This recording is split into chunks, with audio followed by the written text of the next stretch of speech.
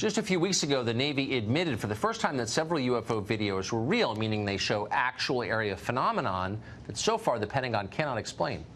Now, a UFO investigations group says they have found materials that could potentially be physical evidence of UFOs.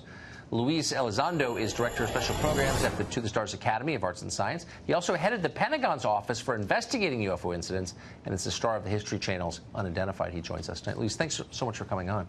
So, thank you for having me. What is this material, and why could it shed light on the question of what UFOs might be? Sure. Well, our company over the last year and a half has actually obtained quite a bit of material. And let me first preface by saying some of that material, its provenance is frankly hearsay, while other the provenance of some of this material has been substantiated. And ultimately, we're in the process of analyzing this material at 3 different levels. We're looking at its physical properties, its chemical, or if you will, molecular properties, and then ultimately its atomic properties. And it's really at that point we'll be able to make some sort of definitive conclusion, keeping in mind that we still have to follow the scientific process and methods, and at the same time have peer review. So it's not just as simple as coming out and saying, hey, look what we found.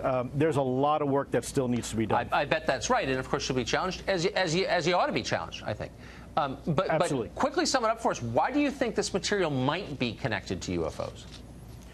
Well, without getting into a lot of detail right now, because frankly, it's too speculative for me at this point to say why I think something.